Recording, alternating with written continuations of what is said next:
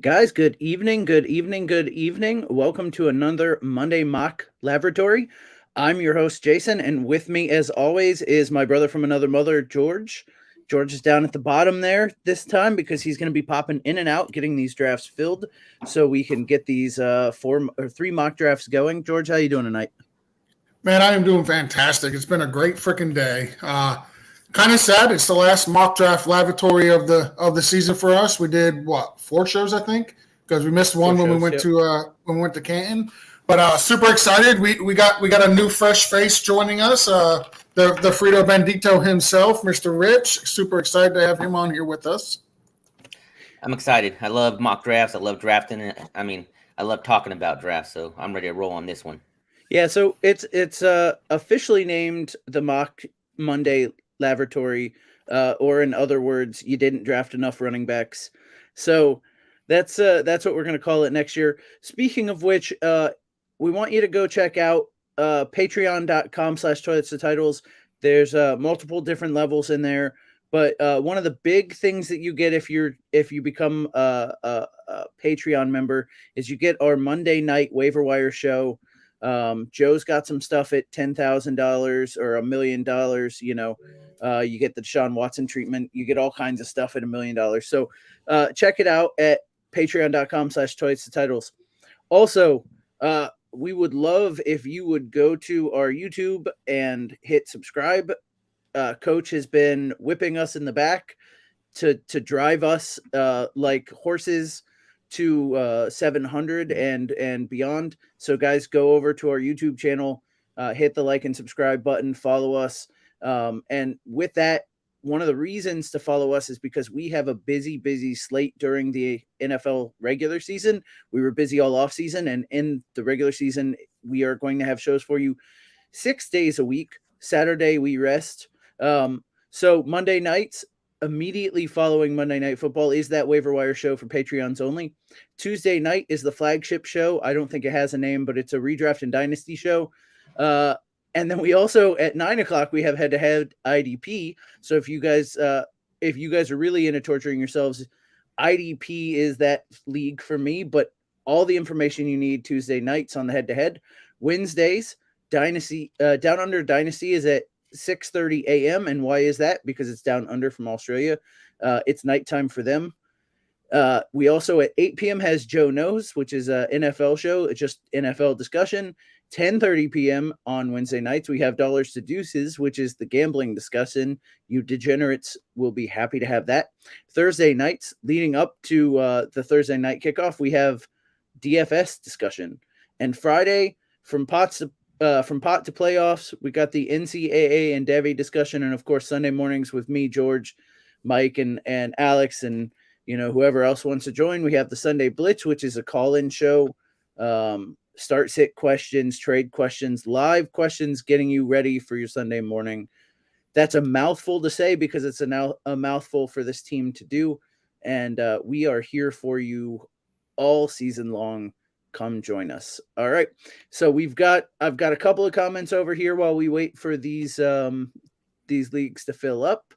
We got Chuck Mock You Mania. Absolutely. We're definitely throwing down in the mocks here.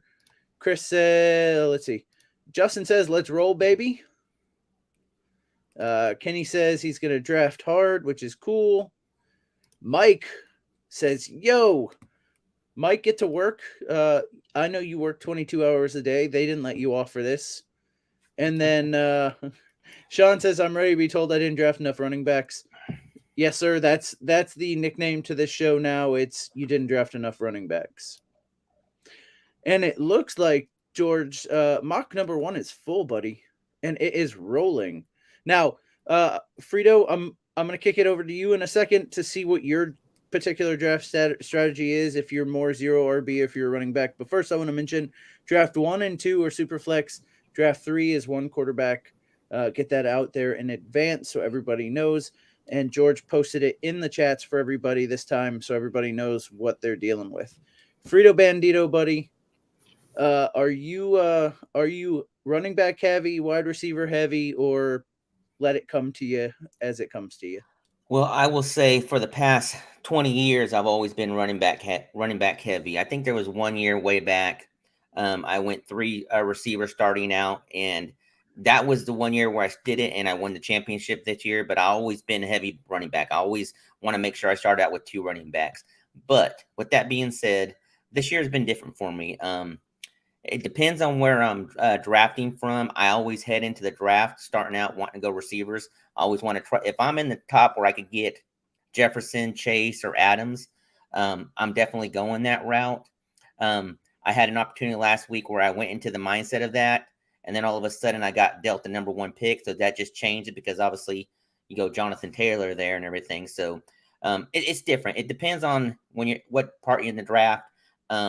But every time you do that, things change up in the draft, and then you got to kind of play the room and everything. So I always tend that way this year, but it never fails. Something always changes, and I just go with the flow and draft based off what the room's doing. Yeah, it's super important to know your league, kind of pay attention to what's going on. If running backs are getting drafted super early, it may make sense for you to take Jefferson, Cup, Chase. I think you've got Adams up in that list.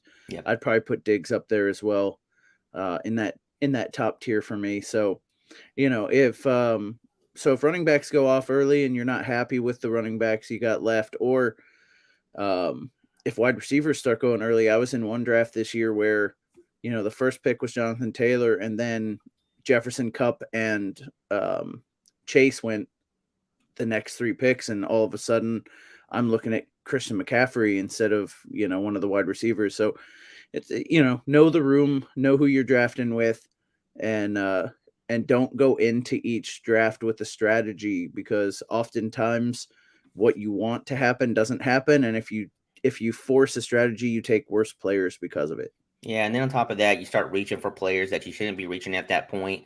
And then by the time the end of draft comes around, you're like, dang, why'd I do that? Yeah, absolutely. So I'm taking a look at the draft board. No real surprises for draft one. Super flex, I guess you could argue the fact that no quarterback, only two quarterbacks went off super early, and that pick 4, 5, 6, and 7 were all non-quarterbacks. I guess you could say that's a surprise, but now the quarterbacks are coming hot and heavy. Yeah. And we'll see what those teams decide to do.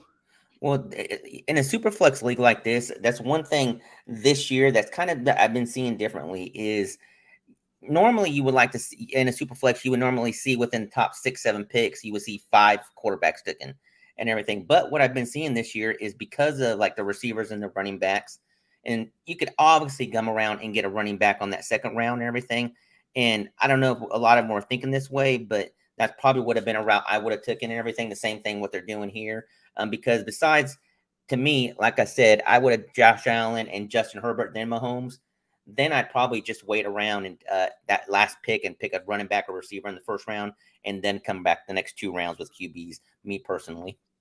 Well, it's also important to know your league. Now, it doesn't say here how many points per touchdown, and in a mock draft like this, it doesn't really matter. We'll just call it 6 because that's kind of the standard. But George and I just drafted in our home league, and they reduced the touchdown throws from 6 to 4. So for me, in situations like that, it's pushing up the Lamar Jacksons, the Kyler Murray, the Jalen Hurts, who get a lot of their points from rushing, and points from rushing touchdowns, versus the guys like Burrow or even Tom Brady, who will throw for a ton of touchdowns, but you've devalued those a little bit. So pushes up the running quarterbacks just a little bit more. So it's important to know what your league settings are.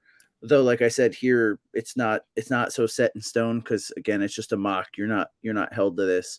So I'm glad you said that. Question on that. So when you in a league where it does do the 4 points for the TDs, and you're saying that, do you really see a difference based off the QBs that are passing more touchdowns compared to the trade-off for the running ones?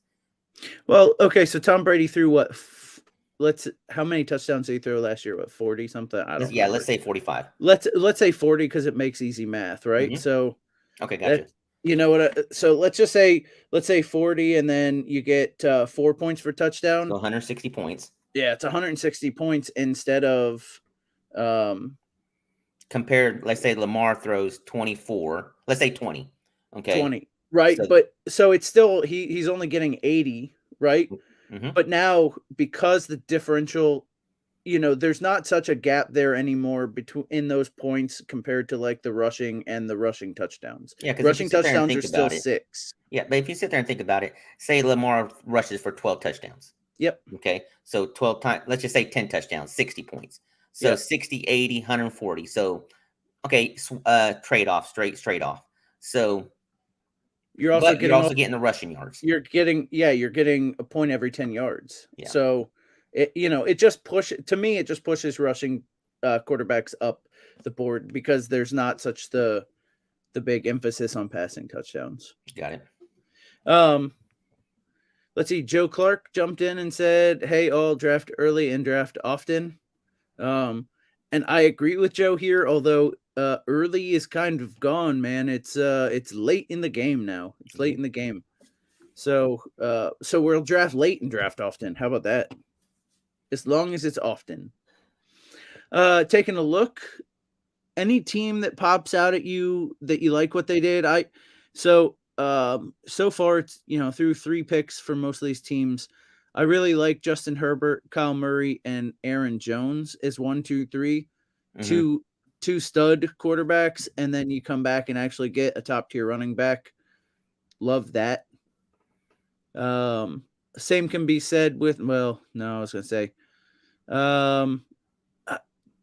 team 2 going out on a limb, not getting a quarterback at all. Jonathan Taylor, Devontae Adams, and Swift.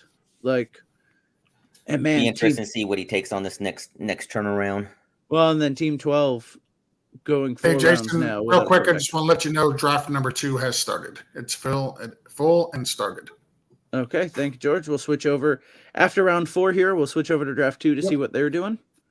Anything jump out to you, Frito? No, I mean I like team 11. He went with Cup, and then he came back and got Tom Brady and Derek Carr. Be nice to see what he has here if he comes back with a running. No, he went receiver Debo, which is still a slash running backs receiver. I do like that start.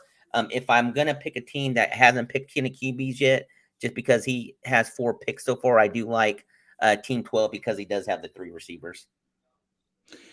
Yeah, Cook is a solid. Maybe it's a hero RB pick where you got Cook and then you've got Chase Hill and AJ Brown, all 3 top wide receivers. Man, but the quarterback board is super thin there. Especially when it comes back around to him. Yeah. Yep. So we'll see, because there's again, team 1 only has 1 quarterback, team 2 only has none. There's a couple teams in here that have only got 1. So we'll see which one of these actually takes a quarterback here versus some of these other position players. Keenan Allen has been a guy that's kind of slipped down my board a bit. I think he's super consistent, but he doesn't get a lot of touchdowns. He does get a lot of catches, but he's a guy that I've been seeing go, and I would probably take after CeeDee Lamb, after T. Higgins. I think it's just time to switch over to Mike Williams. What do you think there, Frito? Man, I'm glad that Keenan Allen is slipping in some of these drafts because I will take his value. Look, he's proven it the last 4 or 5 years and everything. He's a target monster, and when I'm drafting receivers, I want a target monster. I don't, even with Mike Williams stepping up, he ain't gonna get the targets that Keenan Allen constantly gets. Herbert and Allen, they've had that consistency the past 2 years. I still see it being less. The only thing that's going to stop him for Mike Williams to outproduce him is an injury. Keenan Allen, to me personally, he's one of my favorite receivers outside of anybody that plays on the Raiders. But I love Keenan Allen. I will take him every year. And the fact that people are thinking that Mike Williams, because of his contract, is going to be the man this year, which he's still going to be there and everything. But if Keenan Allen doesn't get hurt, he's still the number 1 receiver there. Hey, George, just as in the background, you dropped draft 2 from Shareable. So when you because I'm working on that right now. It wasn't for some reason the one I had set for 2 was not actually number 2. It was just like a dead draft.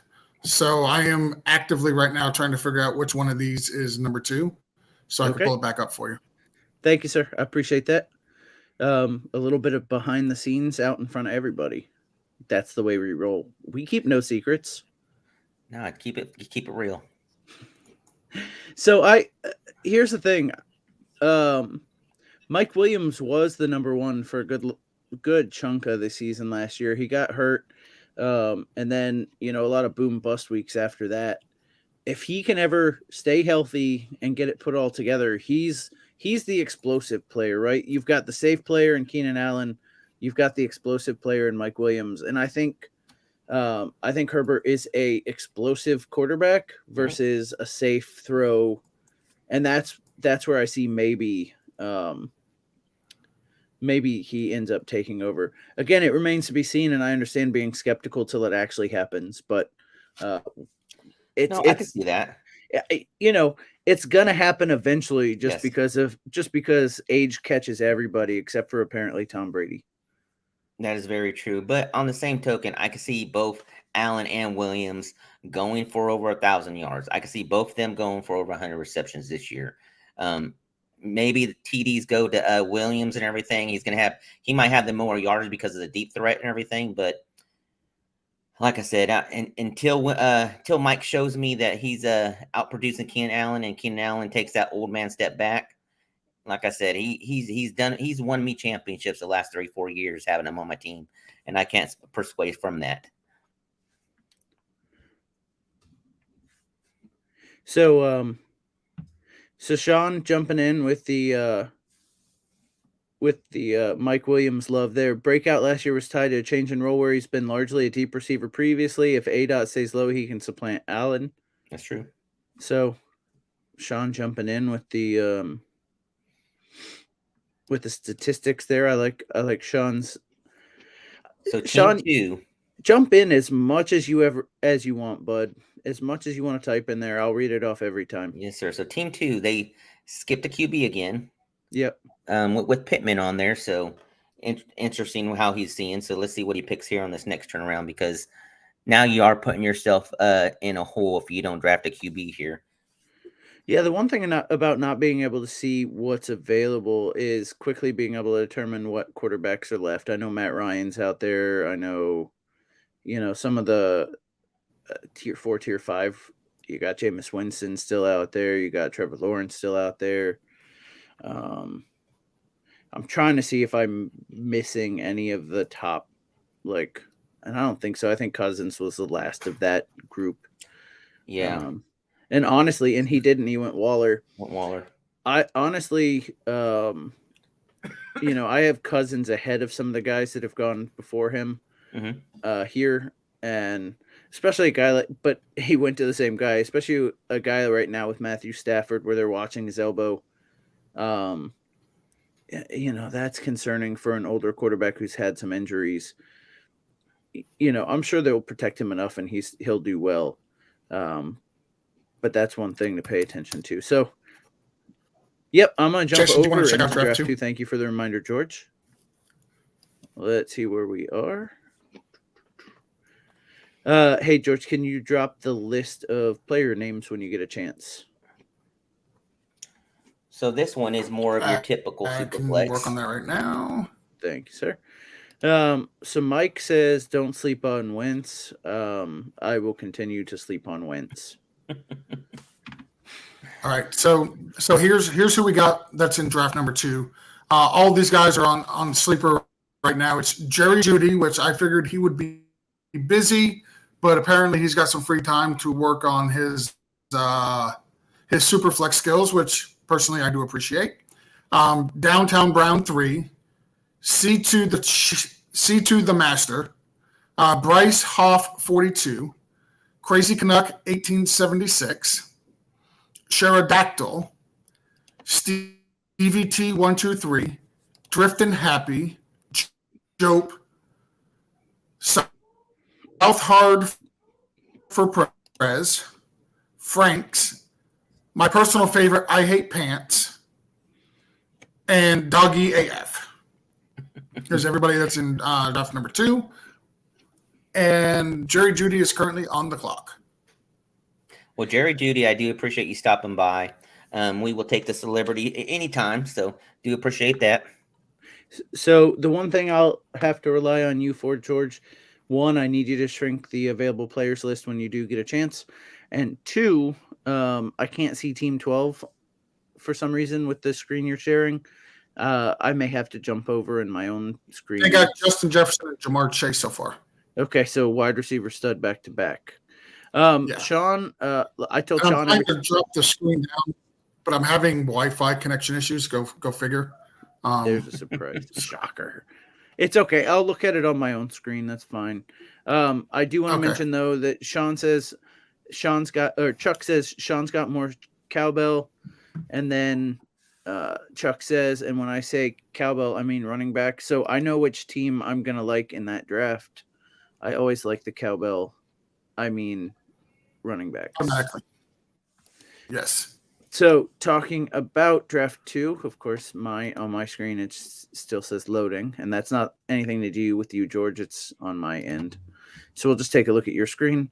I've got we're only into the second round. Well, my screen is also behind, so yeah. I was gonna say so.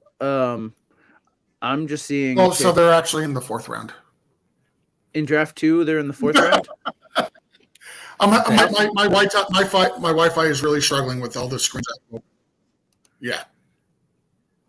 Okay. I had to stop sharing. It's overloading my Wi-Fi. Can I share it? You can only share one at a time. So since you can only share one at a time. Full. I'm getting ready to send out the invites for draft 3. So, but I'm going to switch back over to one on StreamYard. Got it. That way we can have one up that's actually up and running. And then Frito, if you want to drop draft 3 and start sharing draft 2, that way we can start talking about draft 2. Got it. And then I think George is probably switching over to a phone because his Wi-Fi is so terrible. And this is Sean saying, gas station Wi-Fi. I'll have you know, Sean, gas stations have better Wi-Fi than George. And I still have yet to figure out why he just doesn't go to the Starbucks down the street or, a neighbor's house or something. The dial-up he's got is not working. And then Sean says, I want in a 1 QB draft. So Sean, go jump in draft number 3 as well. Let George know you want in, and he'll let you in. I promise. All right. Taking a look. I really like what Coach is doing here. And, it's rare I say something nice about Coach, but Joe Burrow, Lamar Jackson, Nick Chubb, CeeDee Lamb, Jalen Waddle, and Dalton Schultz. So he's backing up his Jalen Waddle love, saying so Coach says top 5, I'll say top 10 hype around Jalen Waddle. And yeah, he's been backing him 100%. I wasn't so much high in the beginning of the year, but the more talk Coach talks him up, and just in general, I've moved him up into my rankings and everything. I don't think top 5, but I think top 15. That was a conversation we were having in one episode we had where they had 2 receivers that will be in the top 15. So he'll be pushing around 10, I would say. So the other thing I'm going to say, it's hard for me to like. I do like Coach's team and what he's done. I like the picks he's made. It's tough for me when Nick Chubb is your only running back in a PPR league. Mm-hmm. Nick Chubb can run the heck out of a ball, but he doesn't do a lot of the catching out of the backfield. They got Kareem Hunt still. So it's tough for me when that's your only running back. But with what he has picked, I do like his team a lot. So taking a look. Still not uploading. Let me check one more time. Yeah, Sleeper's kind of being a little slow here tonight. Now, talking about running backs, we got Jeff. I can't read that so low. Jay Flyby, Mahomes, Lance, Kamara, Etienne, and Akers. He just came back with He just came back with Marquise Brown, Hollywood, and then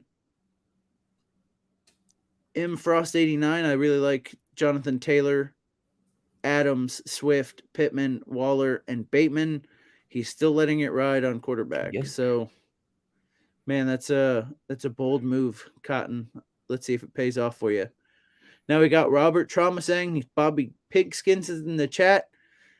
Oh, see, there you go. Mr. Frost redeems himself with what is left. I wouldn't say in one of the top tiers, but like one of the guys that you can say is pretty reliable with Matt Ryan. And yeah, so he went with the quarterback, running back from the same team. So that could work out with him drafting Matt Ryan as his first QB. Yep. He's got that stack with Michael Pittman.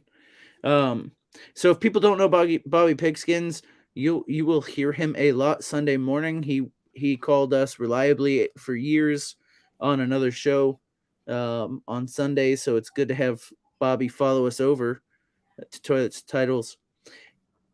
Reminder, if you're listening to this show, and again, I do apologize if we can't get your leagues to actually share. We're having issues with Sleeper this week.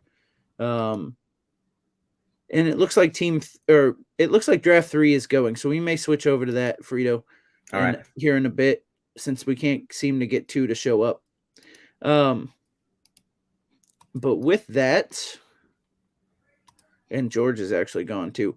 I do want to mention, guys, if you like what you're seeing, if you like drafting with us, mock drafting with us, if you like what we're talking about, if you want to just have some fun this season, subscribe to us on YouTube. Go hit that bell.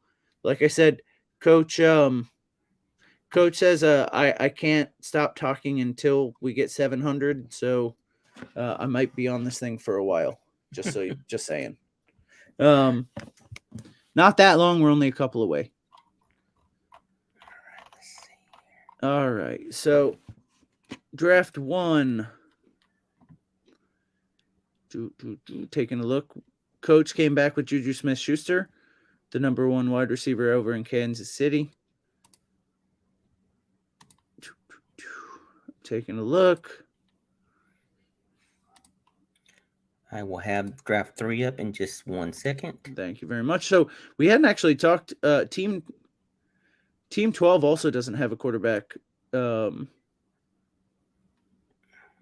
I am. But that is the team I do like with the receivers. Yeah, absolutely. And all right, so let's see who he picks right here. Let's see. I am ready to go draft 3 when you're ready. Okay, well let's see who's taken here in pick 12. I was say draft 3 just filled up, by the way. Yeah, we saw it start. We haven't been able to get 2 up, George. So if you can get 2 up and put it and share it, that'd be great. I will try.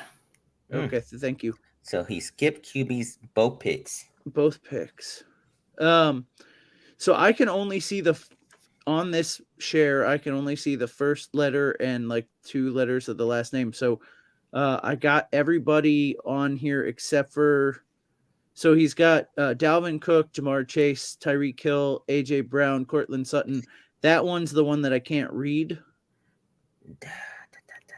Man, I was gonna say Jerry Jeudy, but it's a running back. A running so back. Is that no? It's the running back from the Raiders, Josh Jacobs. Josh Jacobs. There we go. Okay, Gabriel Davis, and then he took Kareem Hunt. Yeah, I just can't barely not make it out, but I see RBLV that gave me the hint. So gotcha. All right, we're gonna jump over to draft 3 real quick. We're gonna see how they're starting now. Draft 3 is the 1 quarterback league, so we're not gonna see quarterbacks fly off the board. And then Josh Alvarez corrected us and did say Josh Jacobs.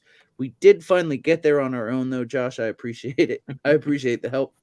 Like I said, it's hard when you only get 3 letters. So later rounds are going to be miserable. I love Sean's comment about my gas station Wi-Fi. At this point, I wish it was gas station Wi-Fi. Yeah, I said that while you were frozen. Yeah. All right, so I'm going to jump over to number 3, which, man, I can only see to pick the 10th pick there. So we'll go through it. Team. So we got Jonathan Taylor went off the board. Now, this one is the draft where you get roasted if you take a quarterback early. That's all I'm gonna say. That's all I'm gonna say. Very true. So in a PPR, right now we got Taylor, McCaffrey, Jefferson, Eckler, then Derrick Henry. Is Derrick Henry going too low? To me, no. I'm fine where he's going. To me, he's the fourth running back off the board. I would take those three in front of him. Maybe the only person I might slide in front of him is Dalvin Cook. Me personally, that's what I'm looking at. He's healthy. He's got he's going to be the main focus of that team. Now I know that offense is probably going a different direction, but he is still the cowbell of that team. And just like what you say, you like cowbells, and he is a cowbell by the definition. See, I've slowly moved Henry up to 3 in my rankings this offseason. Taking a look at what they do, they lost A.J. Brown. Yeah, they replaced him with Burks. Burks is not A.J. Brown that we know of, right? Like, you have to earn that in the NFL before you get that. And yes, he was brought in to take that role. But even with that role filled in Tennessee, there was so much for Derrick Henry. Derrick Henry is one of the only true bell cow kind of guys. Without somebody like a Naheem Hines that even Jonathan Taylor has to come off the field for occasionally. Like, Derrick Henry averaged 27 carries a game last year before he got hurt. And that wasn't he got 41 game and was averaging 17 after that. Yeah, he got 135, but it was like 28, 25, 26, He carried the ball a ton. He is a true bell cow of a running back. And for me, on a team that wants to run the ball, because they have Ryan Tannehill as a quarterback, that's why I've got Derrick Henry that moved up to number 3 for me. And consistently, if I'm picking third, I take Derrick Henry. No, I agree with you. I think the only thing that really pretty much for me keeps him at 4 is the fact that Eckler is a PPR machine. And if we're drafting PPR, he is the definition of a PPR running back too. So that's the only reason why I'd have him before Henry. Now, Najee Harris is probably the second, maybe the cowbell, if you really wanted to give a definition behind Henry compared to some of these other top running backs that doesn't have any true competition with him in that backfield. But you don't think Benny Snell is competition? Mm-hmm. Yeah, let's pass on that one. Jason, you don't even know if Benny Snell is still on the team. I'm pretty sure he's still on the team. I mean, no, I don't know it because, like, why would I care? But all right, look, George was able to get draft 2 up. I feel bad we haven't talked about draft 2 at all. But team number 5 in this draft. Team number 5 in this draft. Up starting running back, a team after my own heart. Now, I'm going to switch over to draft number 2 real quick. Mm-hmm. Then once draft number 3 matures a little bit, we get some more under its belt. We'll come back. We'll talk about it. Maybe take it out to dinner, wine and dine it a little bit. So we're going to go to draft number 2, which is of age just a little bit more, unlike Matt Ariza's dates. So, ouch! Too soon. Okay. All right. Draft number 2 is super flex. Lots of quarterbacks came off the board early. This is what Frida was saying. This is more like a super flex where in the first round, a ton of quarterbacks went quick. George, anything stand out to you here? I can tell you one that I really like. I can tell you one that started off beautiful for me. So the one I think you're going to like is the Burrow Brady. You are incorrect there. I do like it. It's not my favorite one that I can see right now. So the one I really like, because we are in PPR, is Kyler Murray, Austin Eckler, Leonard Fournette, Mark Andrews, Mike Williams, and then Jameis Winston. Now, second quarterback's not my favorite, don't get me wrong. But having Kyler Murray, who throws a lot of touchdowns, runs for a few touchdowns, has upside mobily, going to Jameis Winston, that offense is going to be better this year. The wide receivers in that on that team are marketably better this year than they were last year. But also getting the PPR machine in Austin Eckler, like we talked about in the last round, getting him in the second round, and Leonard Fournette, who I think is going to be on pace for 80 to 85 catches this year, just because that interior offensive line for the Buccaneers is so bad, and Tom Brady's going to have to check it down. I think that's a solid start. And then you get the positional advantage with Mark Andrews and a super high upside guy as your first wide receiver in Mike Williams. I'm interested to see what he comes back with here, but I really like what Bryce Hoff 42 is doing right now. Yep. I surprised you with that one though, didn't I, George? A little bit, yeah. So I know how you feel about what's his name, Winston. Like I know you're not a big Winston guy. So for you to say that you liked that team did kind of surprise me. So what it is basically is that we've gotten mostly to the season, and it still seems like Michael Thomas is actually going to play. That helps. You get Michael Thomas, you get Landry, even though he's up there in age, and then you have the young rookie in Olave that they paid a lot for, draft capital. And then everybody forgets that they signed Jarvis Landry. And let's face it, like Jarvis Landry is not going to be that 1,000-yard receiver that he's been in the past, but he's absolutely going to be a 700-yard receiver. He's going to get you 4 touchdowns. He's going to have solid receiving when the ball is thrown his way. So for Jameis Winston, I love that. And not only do people forget they signed him, but they don't listen when I mention him right before my previous co-host. So, correct. It's almost as if I'm doing like 15 different things right now. It's almost as if. Almost. Hey, so another one, and Frank's wanted us to talk about his. And I've got to say, I like Frank's a little bit too, because you got Jalen Hurts with rushing upside, and a guy that I really wanted to take in our home league the other day and missed out on him, which is Tua, who I give George a lot of crap about because he's just not very good, but he's got so much talent around him, he almost can't fail. Yeah, the team honestly on offense is loaded. The only thing that is still a little suspect is the offensive line. Like they added Teron Armstead, who's a fantastic left tackle. And they added Connor Williams, who's been a guard the entire time he was with Dallas, but Miami moved him to center. And I think that had a lot to do with our starting center from last year being injured almost off the entire preseason. Like he got a few snaps in on the final game, but like that was the first time he had done anything in the preseason because of injuries.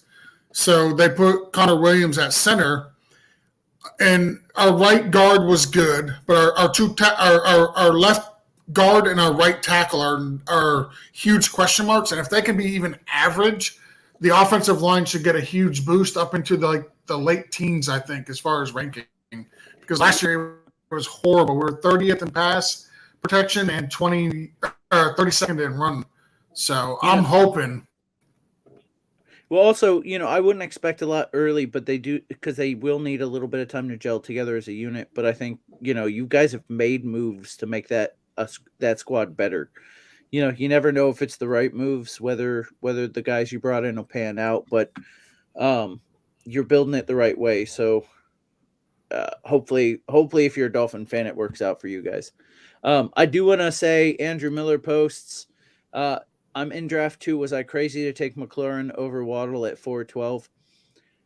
Personally, I do believe you're crazy, and it's not because McLaurin doesn't have talent.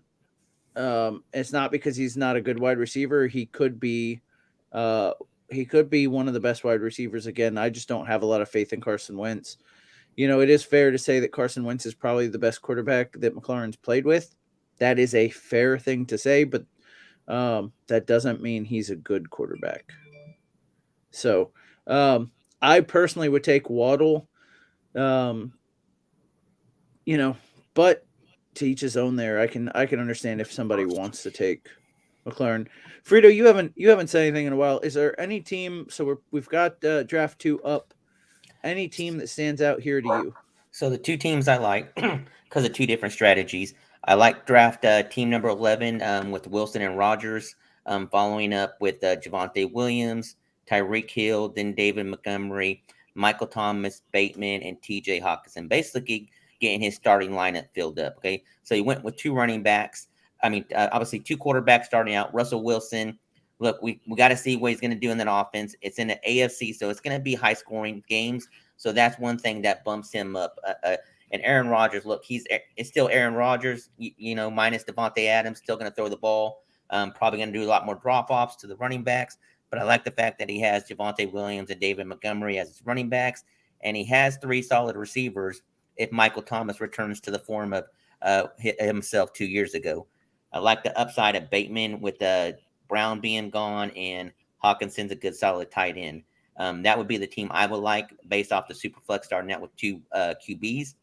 But if I went another direction, I'm going to go with Team 12. The fact that he got Jefferson and Chase as his top two receivers, two young stud receivers. And even though he waited on QBs, he got Kirk Cousins, which I think a lot of us agree is going to have a lot better season than what he's had, with the opportunity with Jefferson teaming up, having that stack in that with that team. I like that opportunity that he has there. Maybe Cam Akers, I'm not too high on that aspect, but Justin Fields is that dual threat QB, so that kind of bumps him up for me, even though he's getting drafted later on down the road. So I do like that team due to the fact that he went with those two receivers, because that is the route I'm going this year. Those would be two teams that I like in this draft so far. Hey, George, can you slide over on draft 2 so I can see team 1 a little bit? Nope, other way. Sorry. Yep. So sorry, I'm on the phone in another draft trying to help a guy get to the actual podcast itself. Yo Man Joe asked if we're going to do another, and I think 3 is going to be what we're doing tonight, right, George? Yep. Yeah, we're only getting to 3. So I'm sorry, Yo Man. This is our last week doing it, but I'm sure we're going to have mock drafts here and there. So if you want to follow us on YouTube or Toilets to Titles on Twitter and see what we're doing, I'm sure there's going to be mock drafts throughout the week that you can jump into. And I apologize you didn't get into one tonight. I'll run a couple more throughout the week, but they're not going to be on the live on there. Yeah, right. We're not going to do a podcast on them. So Crazy Canuck has drafted 3 quarterbacks already. He's got Josh Allen, Dak Prescott, and now he's got Mac Jones. I've got to say, I probably wouldn't have drafted my 3rd this soon. But, if you're to each his own on that. I do like he's got Aaron Jones and James Conner. Again, Terry McLaurin scares me as my wide receiver 1, but he came back with Marquise Brown, and then he got the steady hand of Brandon Cooks. And what I do like is he also got Chase Edmonds, who's a guy who I think is going to be good later as one of the later running backs going. So even though he's taken a 3rd quarterback, he doesn't have a tight end. He could still use one. I do like the team makeup, basically, even though he's gone 3 quarterbacks. In Superflex, yes, sir. After you're done with this, and I don't mean to interrupt, I'm being requested in the chat here if we could break down the Crazy Canucks draft and draft number 1. Oh, and he's in a couple of them. Okay. All right, because I'm talking about Crazy Canuck right now in draft number 2. So hold your Canuck. I'm sorry, Mr. Frost. I'm sorry, it was Mr. Frost. Okay. So Jason, real quick, who was his second receiver, the Canucks? Crazy Canucks second receiver. Well, so he's got Terry McLaurin, he's got Marquise Hollywood Brown, and then he's got Brandon Cooks. So I like this squad a lot too. Couple things. I think James Conner. Look, I know a lot of people think he's going to have regression from last year. Look, he is going to have regression and everything, but it ain't going to be as much as everybody thinks. He's the only man in town there, even though he got Kyler Murray. I like the Chase Edmonds pick now, even more now that the Dolphins cut what's his name today? Sony Michel. Because I really thought Sony Michel had a real opportunity to cut into a lot of that role and everything this year. And the fact that they dropped him just bumps Chase Edmonds up on my list a lot. So I agree a lot with Rich on this. James Conner, he's going to see definitely, he's going to drop a little bit. You'll see some regression with him, but he's still going to get you double-digit touchdowns. There's no team in the NFL that runs the ball more when it's goal to go than the Arizona Cardinals. They're number one in the league, and it's not close. So he may not get you 16 touchdowns, but he'll get you 10 or 11 touchdowns this year, and I have no problem saying that at all. So I went over to draft 1 here, and I am trying to figure out Mr. Frost. Okay. Draft number 2. Draft team 2. Draft pick 2. Okay. So Jonathan Taylor, Adams, Swift, Pittman, Waller, Bateman, Ryan, Lazard, Penny, Mariota, Ingram, Dubs. And then I can't see past that. But Zamir White. Okay. So I love the running backs. So Taylor and Swift, you got 2 of my top guys. I'm shocked that he got DeAndre Swift in the third round. Yeah, exactly. I like Adams a lot this year. I'm not as high on Waller, and I probably wouldn't have taken Waller if I had already gotten Adams. Just being upfront, I don't like having two target hogs on the same team. I love Rashard Bateman this year. Your quarterbacks are where you are weak. You have Falcon and a former Falcon with Matt Ryan and Marcus Mariota. I think Matt Ryan's going to be okay over on the Colts. Marcus Mariota, you're probably going to be looking for a quarterback mid-year just because Marcus Mariota, I don't know that he holds the starting job all year long. He does have some weapons there now, at least 2. That you can say, and then Patterson's, that Swiss Army knife. You got Rashard Penny late, which is a good late round running back. Mark Ingram's kind of meh for me because with Kamara not probably getting suspended, I don't know how much value there is in Mark Ingram, but again, that's round 11. You could do worse. So I could tell you where Jason would have fallen in love with this team. Yes. Absolutely fallen in love with it. Okay. In the 5th round where he took Darren Waller, he takes Zeke Elliott. Okay. So it gives him Taylor, Swift, and Zeke as 3 starting running backs. All the way down where he took Allen Lazard, he takes Zach Ertz. So here's what I'll say. I agree with your premise, although I'm not in love with Zeke. I probably would have picked Dobbins there. Of the running backs that were left, Breece Hall scares the crap out of me because he's a Jets player. So you got 2 studs that you can start in Taylor and Swift, so you can withstand a week or 2 of Dobbins maybe not being 100% or not being back on the field. So I probably, instead of taking Waller, would have taken Dobbins. And then especially with you, if you have Penny, because I do think Penny's going to fade as the season goes on, and you're going to see more Ken Walker as the season goes on. So, as Penny's fading, you'd have somebody like Dobbins who's strong early or strong later. So, as Penny fades out, Dobbins fades in, and you still have your 3rd running back. And then again, what George is saying there is right. I do love Zach Ertz. So that it's hindsight, right? Because you don't know how the board's going to fall, exactly. But that team, if you make the switch from Waller to Dobbins and then from Lazard to Ertz. Beautiful. Yeah, because he stacked Allen Lazard and Romeo Doubs, and I'm not a big fan of that. And then he also stacked Waller and Devontae. And now, Rich, those are your guys. Devontae Adams, Darren Waller, those are your team's guys. So what do you think about this? Look, I as much as I love my Raiders and everything, I am avoiding stacking Devontae Adams and Waller on the same team. They not to mention they got Renfro there and everything. So the fact that you don't got Renfro is even better. But look, Waller and Devontae Adams are going to cannibalize each other. They're both going to have solid games and everything. Now, if this was tight end premium, I might look at it differently. But knowing that it ain't a tight end premium, I would have gone a different direction too.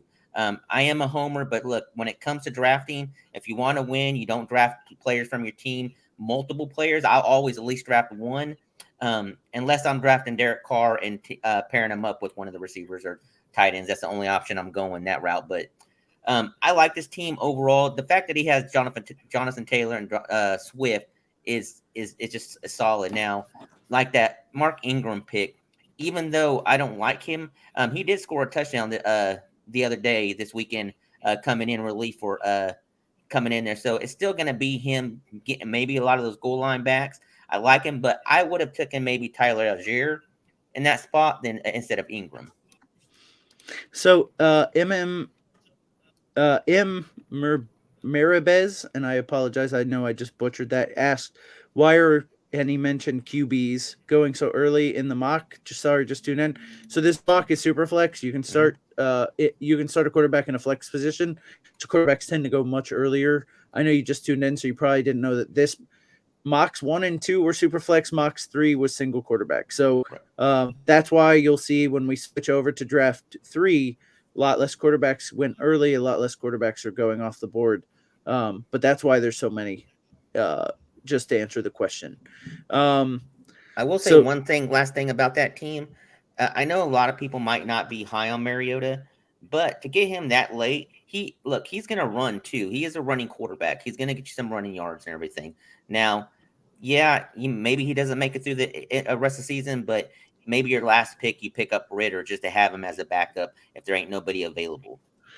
Yeah, so he definitely, if you're going to, at this point, if you're going to actually run out 2 quarterbacks in your super flex, and you may not here because you've got some obvious choices of, like, you could put Rashad Penny in there, you could put Alan Lazard in there, so you may not be running out 2 quarterbacks, but if you are, Marcus Mariota was the last of a tier there for sure. Like after that, Mills, who I like as a quarterback, got a couple of 300-yard games last year.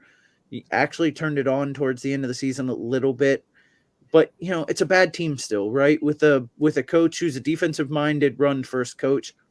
So Marcus Mariota, I think, was the end of, like, to me, the super startable running backs, and then after that, or quarterbacks, I apologize, and then after that, it was just Mills and Malik Willis, and Malik Willis is just a shot on maybe Tannehill doesn't play the whole season. Willis, I love his talent, but he's definitely a dart throw. He's a running back whose arm could use some help, right? So M. Maribez says, how are you guys feeling about Tyreek? I'm going to let George talk about Tyreek this year, since he's the resident Dolphin fan. I'm excited. Listen, Miami went out, traded for the guy, so they really wanted him. Him and Tua have, if you're following any of the Miami beat writers, and you're probably not, but I follow almost every single one of them, they're consistently talking about the big plays that are being made in joint practices and solo practices between Tyreek and Tua. There's a huge connection there. And then you had the in preseason game 3, very first play of the game, Tua drops back, throws it 51 yards in the air for a completion to Tyreek Hill, threw him open. It was actually a gorgeous play. People will tell you he underthrew the ball. If you watch the breakdown of the play, it's not true. Tua threw the ball to a specific spot where only Tyreek could get it, because when he released the ball, Tyreek was 27 yards down the field. He had a defender over the top and a defender underneath him. So he could not throw him over the top because of that defender was there. So he threw it to his left side where Tyreek went to the spot and got the ball. It was a gorgeous play. And then the next play was another pass right to Tyreek on a crossing route for 13 or 14 yards. Those two have just been peppering each other all offseason with compliments, and Tyreek's been talking about how Tua is the most accurate quarterback in the world. So I love Tyreek Hill. He brings so much to the field, and I think he's going to have a fantastic season. I think he does get over the 1,200 total yards, and I think he gets you probably 8 to 10 touchdowns this year. I expect a lot from Tyreek Hill this year. Oh, right. Okay, so we're going to jump over. Josh Alvarez says, Guys, Team 3, Jay Flyby on Draft 1. Could you all take time to rate it? Okay. Absolutely. So I'll just read it off. Patrick Mahomes, Trey Lance, Alvin Kamara, Travis Etienne, Cam Akers, Marquise Hollywood Brown, Michael Thomas, Elijah Moore, Tua Tagovailoa. We'll just say Tua. Sky Moore, Pickens, and Michael Gallup. And I can't see the last one, George, so if you want to get that one for me. I'm working on it. Which draft is this? It's the same one we're Draft on. 1, Team 3, and I need the last pick because it's just cut off on my screen. Yep, that's Mecole Hardman. Okay. I like this team a lot. So Cam Akers is the one guy of all of these players that I'm not super high on. If I had to have one knock, it's Cam Akers. And it's not because the talent's not there. It's not because I don't like the team. But, they're talking about Henderson being on the field more. He said he's got two. Sean McVay said he's got two starting running backs, and he's going both. So that's kind of my biggest issue. Coming off an injury, yeah, he played at the end of last year, but coming off an injury and then talking about how he's got two starting running backs, I don't know that it's going to be the Cam Akers show like it was last year. That's my only little nitpick with this team. Your wide receivers, Marquise, first 6 games should be pretty good. Michael Thomas is great if he stays healthy. Elijah Moore, I think, has got great talent. I'm a little worried because he's I just don't buy a lot into the Jets. So your wide receivers are good, not great. Your running backs are great, not good. And you got 3 quarterbacks that I kind of like. And I'm glad you grabbed Tua because I'm not super high on Lance as bad as that Chicago. You mean it's 49ers? As bad as that. Oh yeah, sorry. For whatever reason I keep flipping Trey Lance and Justin Fields. I'm happy with Trey Lance. I apologize. It's brain fart on my part. Sorry, guys. All right. So I'm really glad he backed up Trey Lance with Tua, just because I think there's a better chance that Trey Lance gets benched this season if they start out slow, then you're going to run yourself into a problem. I would have much rather have him gone with DeAndre Swift, where he took Trey Lance and just ran with Tua and Pat Mahomes and took a flyer on a quarterback later like Jared Goff or Davis Mills or Mac Jones or something like that. Like just a flyer quarterback late as your QB3. But other than that, I love the team. You got solid quarterback play. You got solid PPR receiving running backs. Your wide receiver, Jason's not high on Elijah Moore. I get that. Listen, as long as Joe Flacco's back there, I like Elijah Moore. I'm just going to say it. As long as Joe Flacco's back there, I like Elijah Moore. Michael Thomas is great. Marquise Brown, fantastic. And then you got some upside guys with Sky Moore and Pickens.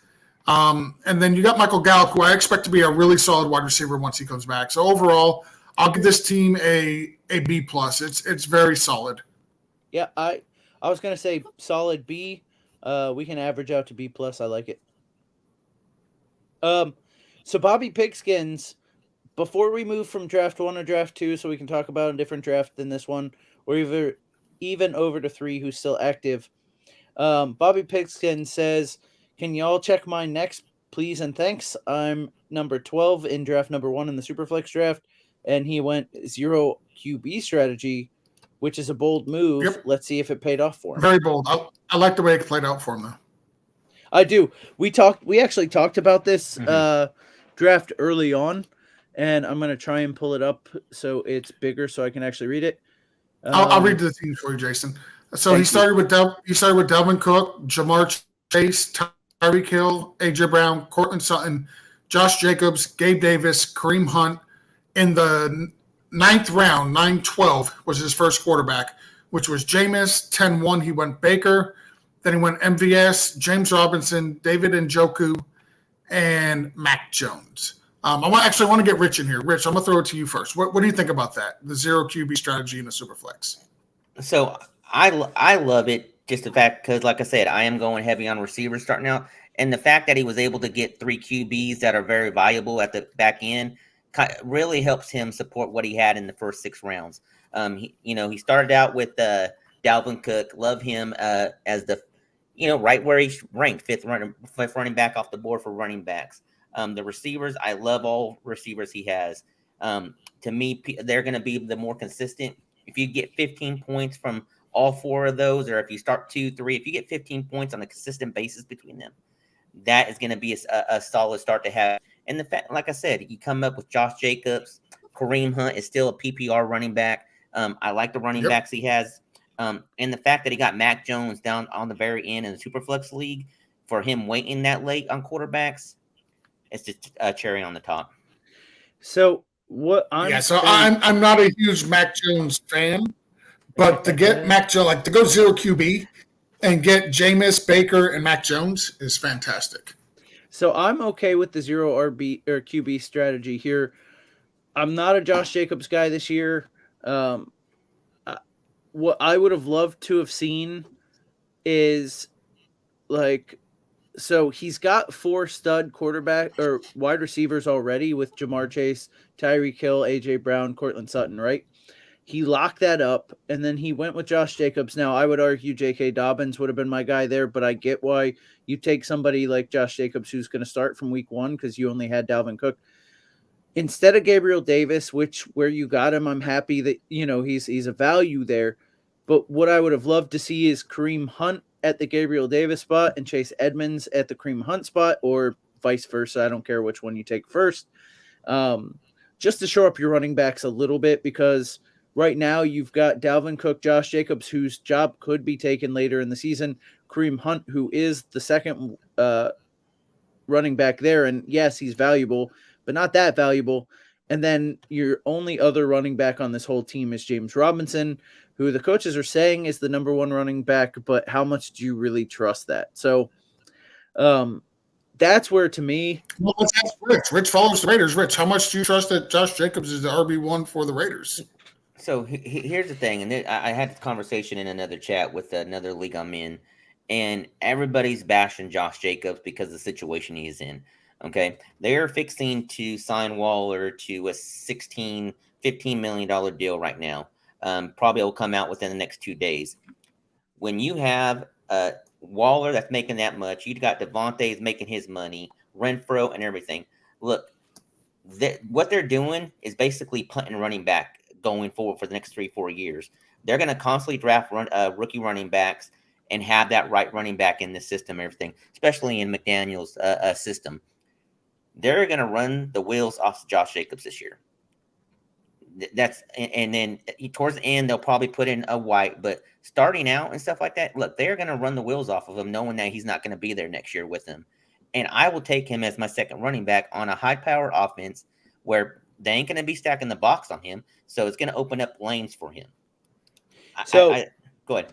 No, I tend to agree, but I also think there are moments, 1, where he's been hurt, and 2, where he's been a little bit ineffective. And I think if they bring in White and he's got the hot hand, they aren't going to continue to just run the wheels off of him.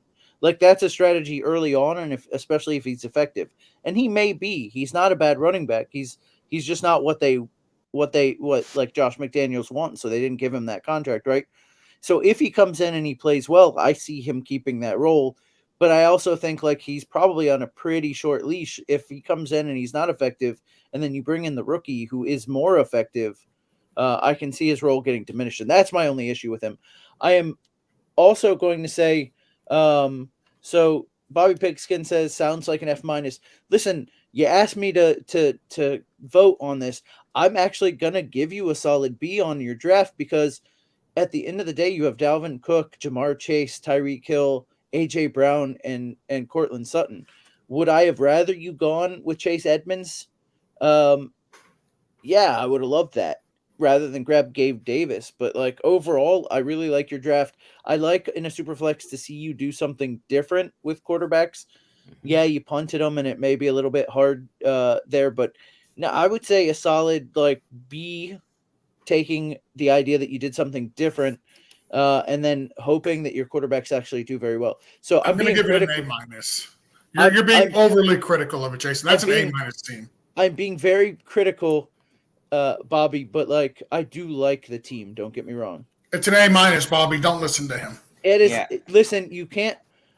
I love a different strategy. Don't get me wrong, but you can't have Jameis Winston, Baker Mayfield, and Mac Jones as your three quarterbacks and get an A in a super flex draft. You just You can't. can't. So You a can't B do is punter super. position. A He B gets is mad. super strong. He can only start. He's so got many- three. I- He's got I three love- starting quarterbacks. He's I got three love- starting quarterbacks, and he can start every single one of those wide receivers. He gets an A, Jason. I He love can those start wide- all four receivers. He can start his first two running backs, and he can start two of the three quarterbacks he drafted because you got three starters. He gets an A, Jason. It's an A team.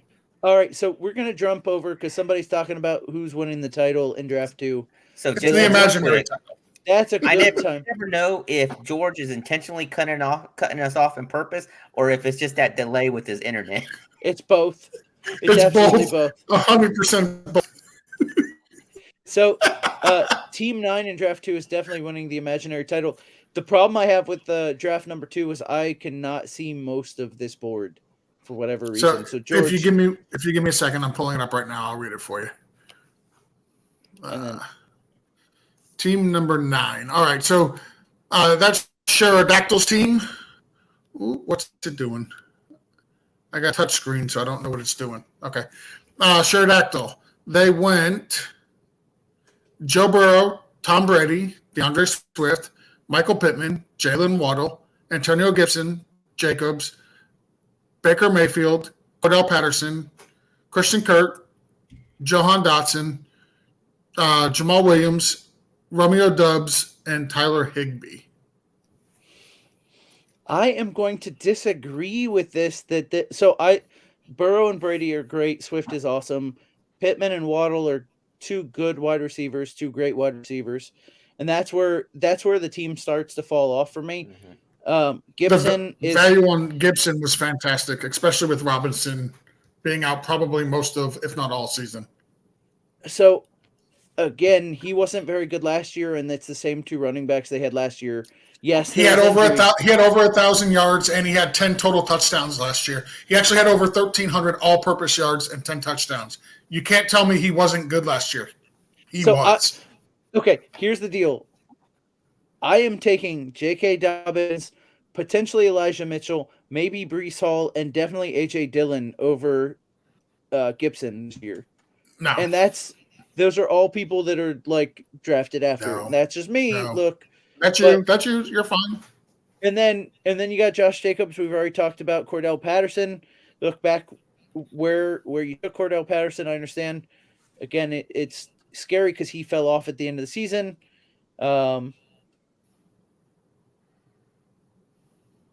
Yeah, and so it's funny how people were just not touching Gibson before Robinson got shot. Now everyone really likes Gibson. Look, becoming the because of the opportunity. Again, yeah, becoming the it's number the one opportunity. He's not going to have to share the field nearly as much with Robinson now that he's completely out of the picture. Yeah, and again, I get that, but I had Gibson in a lot of places last year. All those stats you're talking about, they didn't feel good week to week, man. They weren't good. Yes, by the end of the year, he had good overall stats. His per game basis was not, and it didn't feel good to start Gibson every week. I can promise you that. If I told you in the 6th round, I was going to gift you a running back that had over 1,300 total yards and 10 touchdowns, would you be happy with that? You absolutely would. And Breece Hall is probably not going to get you 1,300 yards and 10 touchdowns. Mitchell, probably not getting you 1,300 yards, 10 touchdowns. Dobbins, definitely not getting you 1,300 yards, 10 touchdowns. Dillon, I don't know about that. I love A.J. Dillon. I'm higher than Dillon on A.J.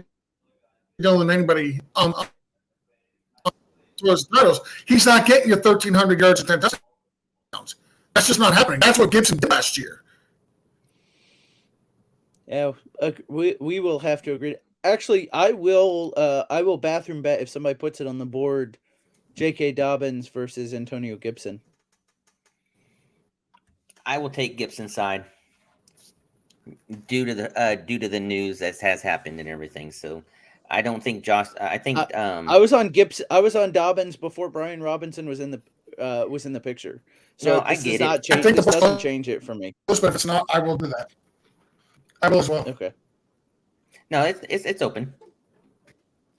Now I like this team. It's, Like I said, I just falls off after draft after round 8 or 9. I don't know. I would like to take shots at some other players and who he has. To me, if I'm looking at this team, I'm grading it probably a B minus, maybe C plus. yeah, I would give it a B minus. Like I would have gone with Sharp Penny over Cordell Patterson. Like I think that was one I would do. I like the Christian Kirk pick. Not a huge fan of Johan Dotson. I get it; it's the 11th round, but just not a fan of that pick. I would have much rather have gone with another tight end or something else there. What's funny is Dotson is the guy I saw and went like, okay, I'm okay. I'm down with that.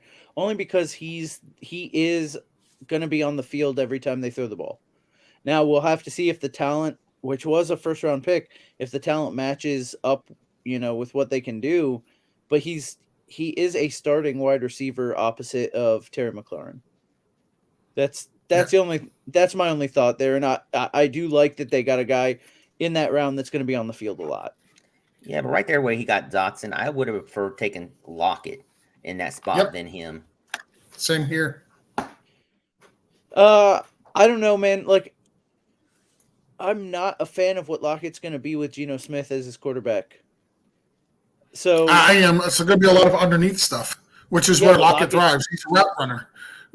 He's a route runner. He's a short yardage, over the middle type guy. He's not a deep down the field type field stretcher like DK Metcalf is. That's why I love him. I'm going to have to check with Sean on that. Sean, listen, it could just be because I don't watch a lot of Seattle football, but all I remember is long bombs to DK Metcalf or to Tyler Lockett. It's like the 1 or 2 play drives with Tyler Lockett catching that touchdown. Both of their efficiency numbers being off the chart. With Russ. With Russ. That's what I'm saying, but that's that's what he did. So, okay, so hey Josh, thank you for coming on again this week. I know you've been on most of these weeks. Make sure, and I'm gonna, before we get into the rest of the teams on draft 2, I do want to say again, we do really have a lot of things coming up in the regular season. I went through the list of all the shows, Toilets Title on Twitter, to get that list again. But it shows every day but Saturday, multiple shows most days. We even have a morning, like super early morning show because we got some guys in Australia doing some Dynasty stuff. So Dynasty Down Under, 6:30 in the morning on your drive into work, while you're getting ready to work, while you're brushing your teeth, while you're taking your morning toilet to Title. You can check out the Dynasty Down Under. We have all kinds of really cool shows week in and week, or day in and day out. I just wish the Tuesday show actually had a name. But other than that, I love this slate of shows. So, and these comments are on fire right now. So Sean did agree with me, by the way, on Antonio Gibson, but he is disagreeing with me about Lockett. But maybe I would draft Lockett at cost, but the vast majority of his production was in the games against the Jaguars.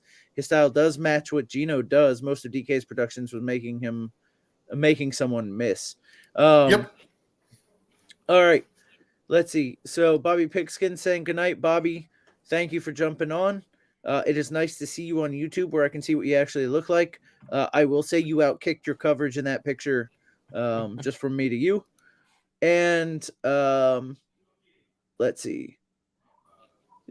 Alex Sherry says, wanted Pickens, but Lockett and yeah. Hold on. So Brown, Neville's team 12 here. My goal was trying to stack my players, which I was able to do with the Vikings. Also, I was too tempted with JJ and Chase at the turn. I thought I was going to get the Dak Lamb stack at the turn. So let's talk about team 12 with Brown, Neville's here. And I do have to say, before we move into Brown's team, I want to say he's got like a LinkedIn picture as his YouTube profile is kind of what it looks like. We just lost Frito. He's a professional. That's fine. Oh, I think yeah, I heard yeah, his phone okay. ringing. But that's fine. So he's is an absolute professional, and his draft actually does kind of reflect that a little bit. I have a feeling we're going to have some more disagreements, which just make this even more entertaining for those of you watching. He wanted Justin Jefferson, Jamar Chase, Zeke Elliott, Kirk Cousins, Cam Akers, Justin Fields, Devil Singletary, Amari Cooper, Robert Woods, Ken Walker, Dawson Knox, Darrell Henderson, Carson Wentz, Irv Smith. And before anybody jumps in the comments and says, hey, you said you mispronounced Devin Singletary's name. No, he is Devil Singletary. That comes from another show Jason were on where we dubbed him the Devil because we liked him a lot, and he will forever be the Devil in our hearts.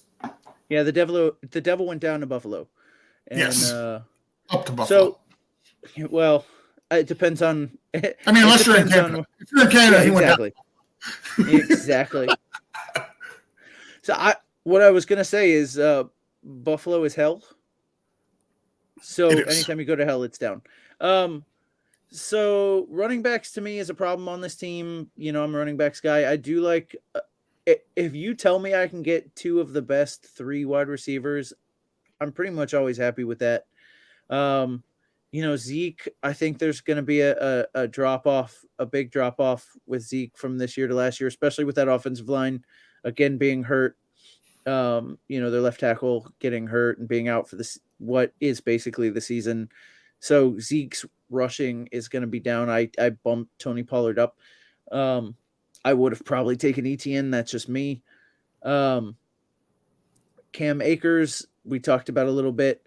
Now, for I punting, like the fact that he went Cam Akers and Darrell Henderson, though. So I am okay with the Cam Akers pick because he got Darrell Henderson in like the 12th round. So that's fantastic.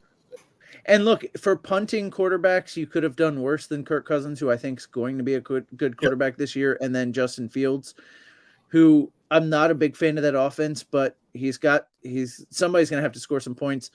And like Justin Fields is the last of the guys in a tier for me. Like after that, just Jameis Winston, Trevor Lawrence is just below a guy like Fields. Singletary, you know, where you're getting him in the 7th round, I'm okay with it. Cooper, I'm not a big. There's a couple guys that went after him that I would much prefer over Devin Singletary. List them, George. Give me CEH. Give me Kareem Hunt. Give me Chase Edmonds. And give me Damian Pierce and Rashard Penny. I prefer all of them over Devin Singletary. I don't disagree with any of that, actually. So you just changed my whole thing on Devin Singletary in the 7th. Amari Cooper, I'm not a fan of. I don't mind that pick. He's going to get peppered. number one He's the number 1 wide receiver, and Jacoby Brissett is going to hyper target him. Like who else is he going to throw to? Donovan Peoples-Jones? No, he's going to target Amari Cooper. They're not going to be quality targets, but he's going to get 10 to 12 targets a game, I imagine. So I would take Drake London over him. I would take Hunter Renfrow over him. That's probably it from what I see on the screen here, but I can't see them all. Yeah, that's about it. He's in that tier. He's in that. So I don't mind it. He's in that tier. Robert Woods I like, especially because he seems to be healthy coming off that injury. And I think the Titans are going to have to throw it to somebody, and Traylon Burks might not be it.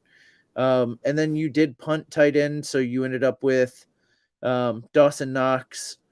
And then with who's there, I'm okay with Dawson Knox. And then you backed it up with picking up Irv Smith, who is on pace to be back for week 1. So if he is, you got a pretty decent steal there. So overall, a lot of iffy picks to me, and I don't give D's, so I'm going to say a C. I'm going to give this I'm higher on Zeke than you. Zeke will be involved in the passing game. Any type of short yardage, goal line stuff, Zeke's going to be in there. It's not going to be Tony Pollard. I'm going to give this a solid B. This is a B for me. But I'm higher on Zeke, and I'm higher on Amari Cooper than you. I think the biggest glare for me on this draft really was Devin Singletary. Devin Singletary versus all the other guys I mentioned, I would have taken over him. But that's the only thing I think, that I really didn't care for. So I hate Pants says I've been getting Knox and Komet mostly. I like Komet. Knox I'm a little iffy on, but they just have a lot there that they're going to, and Knox may be a forgotten guy. I don't usually pay up for tight end.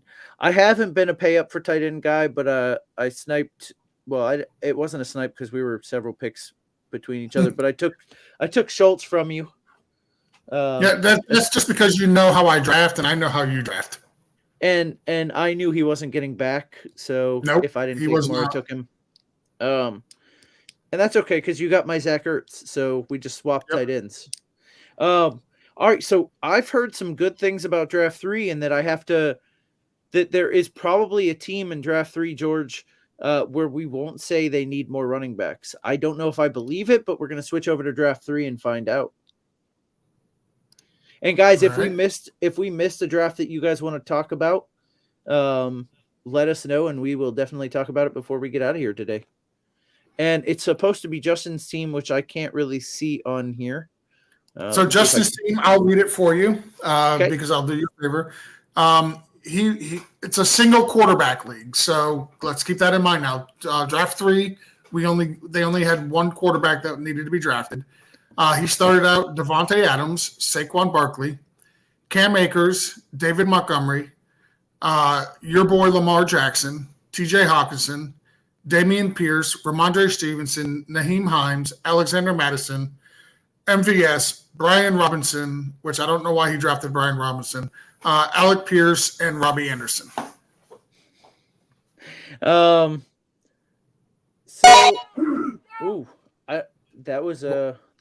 back. Welcome back. So that was Justin's team. I'll read it again for Rich. I don't know if he heard it or not. This is Justin's team. Let's give it a quick grade. Devontae Adams, Saquon Barkley, Cam Akers, David Montgomery, Lamar Jackson, T.J. Hawkinson, Dameon Pierce, Ramondre Stevenson, Naheem Hines, Alexander Madison, Marquez Vela-Scantling, Brian Robinson, Alec Pierce, and Robbie Anderson. So it is a lot of running backs. Sometimes you're muted if you're trying to talk. Go ahead, Jason. Yep. So it's a lot of running backs. Sometimes you got to take the right ones, though. I don't know. Listen, I'm joking around. I'm not a fan of Cam Akers. I'm not a big fan of Montgomery this year. I do like Dameon Pierce. I do like Ramondre Stevenson. Naheem Hines. It's tough because you never know when you're gonna play him, but it's later in the draft. Alexander Madison is a guy that I know you've been taking late. Brian Robinson's a guy that I guess you're just not touching. Sure. I'm not. I said it today when I did the bathroom break. Brian Robinson, love the talent. Too many question marks around his condition. For me right now, he's undraftable for me. I don't want him on my team unless there's an IR spot that I could put him in the IR spot. But even then, honestly, I'm still probably not going to draft him because I like guys who are suspended that I know are coming back or coming off of injury that I know I can get, into that spot, whether it be a Michael Gallup or a DeAndre Hopkins, Chris Godwin, those type of guys that I know are injured or suspended will be coming back, and I can get them at a slight discount from where they should be going. Those are the kind of guys I want to put in those IR spots if I can. So I don't want to take a draft pick on a guy who got shot multiple times, is laid up in the hospital, really no diagnosis on when or even if he's coming back. Like, I just don't want to have to deal with that if I don't have to. So Brian Robinson, I loved him 3 days ago. I thought it was a great pick, especially when you're getting him late. Like, he's a great value pick. But now he's on my do not draft list. I will not draft him. I won't like anybody that does draft him. So I you could fix it just by taking Herbert. Like, I would have taken, and especially because you already have Montgomery. Yep. So Herbert would have been my pick there, and I think that would have been you could have fixed that. Now, talking about a team with a lot of running backs, team I like in this one: Derrick Henry, Jamal Williams, Ezekiel Elliott, Harris, Cook. Like, give me that set of running backs. Mm-hmm. Now, the problem here is that team, their number one wide receiver is Cooks, which is fine, but you have Hopkins, who isn't going to play for 6 weeks as your wide receiver too, and you don't have another wide receiver until Chase Claypool, and that's the problem with this team for me. But I love the running backs. I want to add real quick. I'm going to let Rich go next, but I want to add Plaxico Burrows also made my do not ever draft list. Yeah. Go ahead, Rich. Floor is yours, my friend.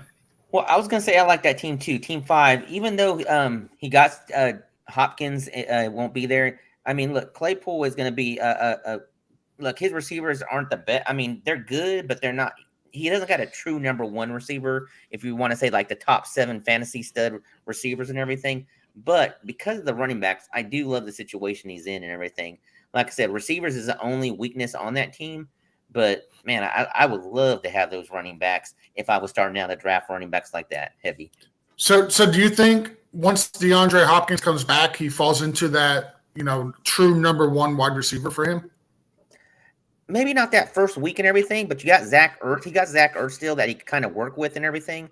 I mean, Chase Claypool, I don't know when their bye is and everything. He can still plug and play. And look, he's going to be able to pick up he'll be able to pick other receivers up on the free agency and everything just to kind of help out. But the fact that he does got him, with that running backs, if he's in the playoff hunt and everything, I would love to have Hopkins, because Hopkins will be the number one receiver after, say, week 7, week 8 for that team. So Sean's down here pointing out that Team 5 was an auto draft. And so we're basically saying we liked it when the robots pick and not anybody else. Well, listen, the robots didn't take a guy who shot himself. I mean, this is true. It's true. The robots know not to draft guys who shot themselves, or were recently shot. You know who else I'm not drafting? Anyone that goes hunting with Dick Cheney. It's an old joke, but it checks out. It does. Absolutely checks out. Okay, so let's take a look. So Sean really wanted to get into a draft that wasn't super flex. He picked 2. He got Christian McCaffrey, Mark Andrews, T. Higgins, Josh Jacobs, A.J. Dillon, Errol Mooney, Hunter Renfrow, Kristen Kirk, Melvin Gordon, David Carr, Tyler Algier, Nico Collins, Amir White, and Trevor Lawrence.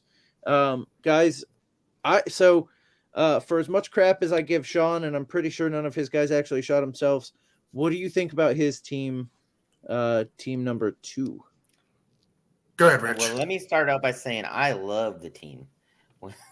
But on the same token, the only reason why, look, maybe too much Raiders. This is a prime example and stuff like that where you maybe draft 2 Raiders and stuff like that, and it would be, to me personally, would be Carr and Renfrow, and instead of Jacobs, maybe taking another running back at that point.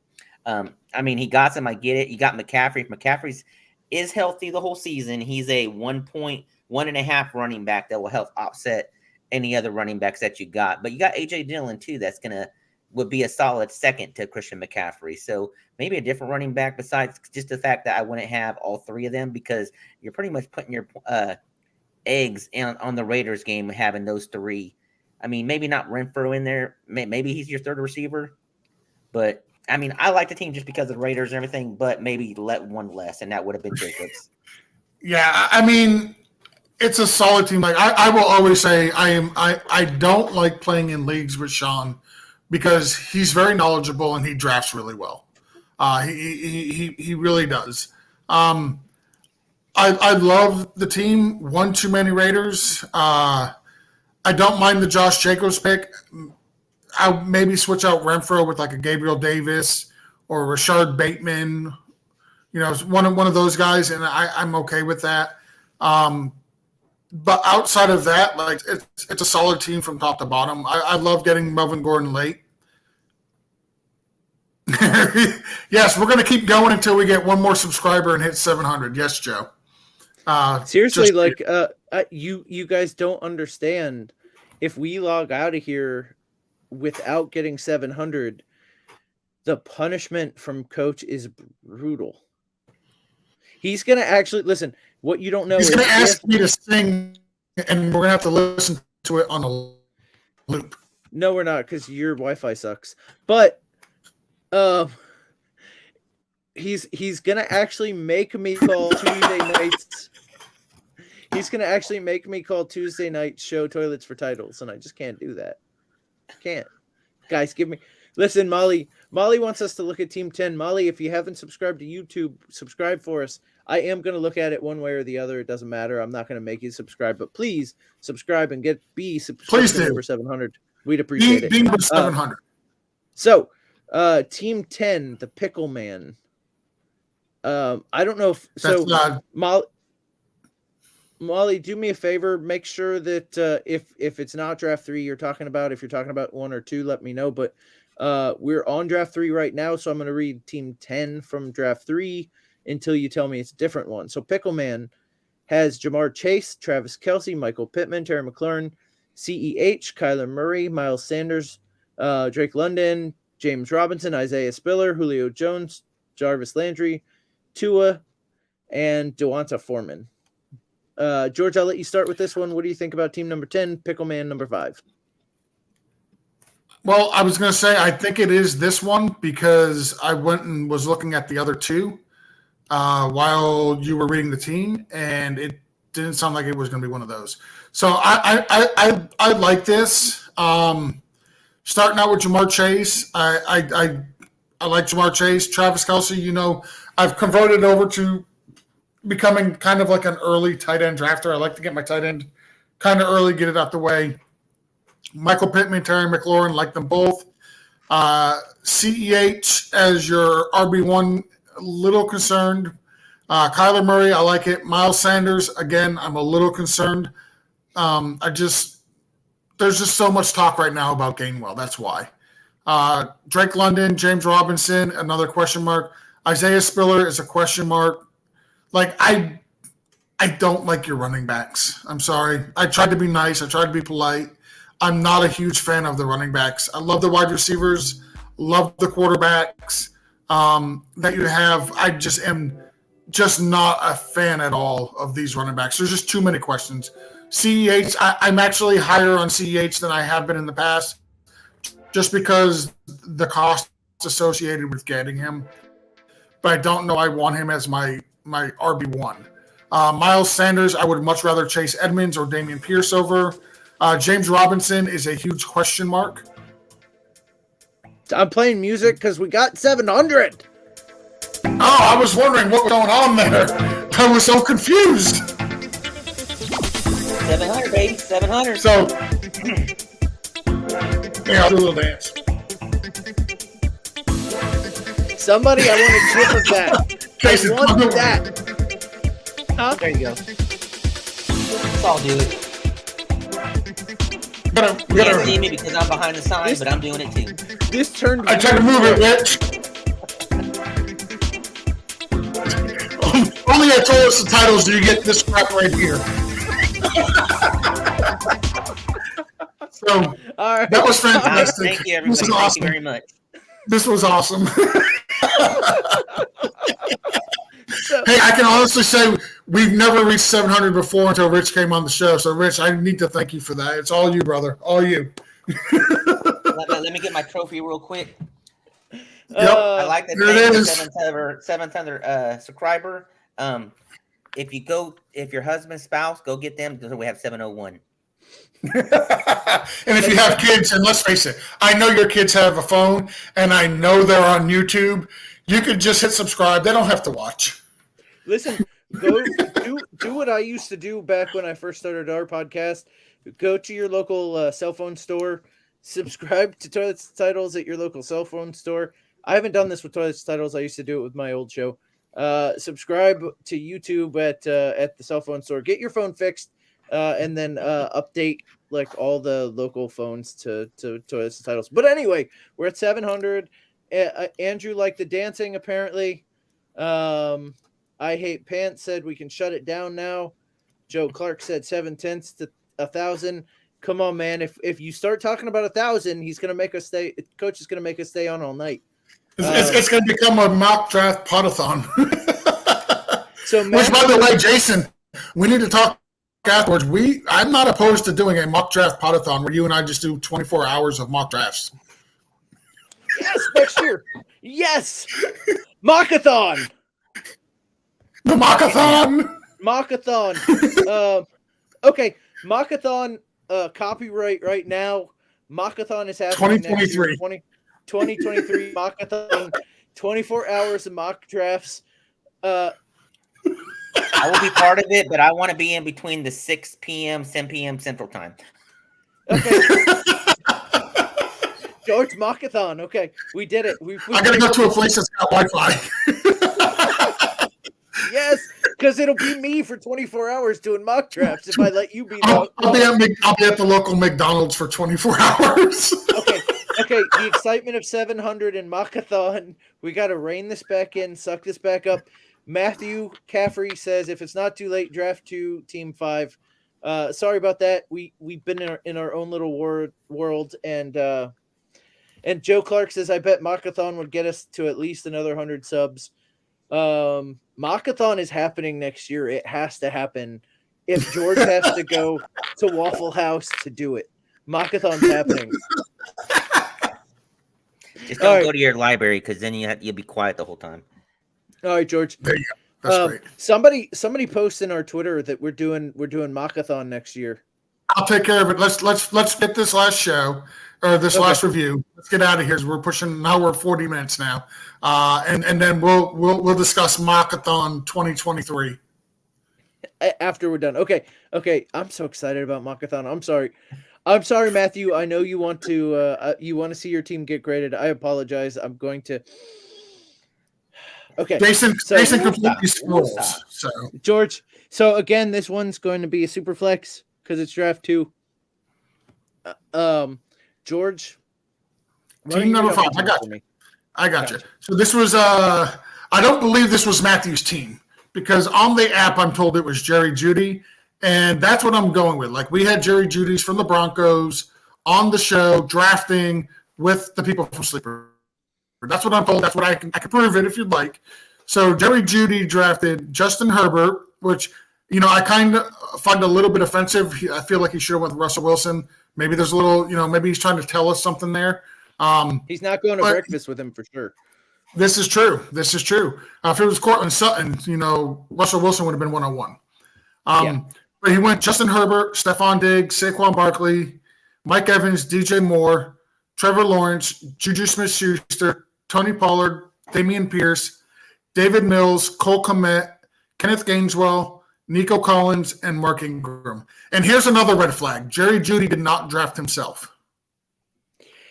You think that stuff happens with Austin Eckler? Absolutely not. Maurice Jones-Drew, even if he had the 101, guess who he was taking? He was betting on himself. And he retired years ago. Yep.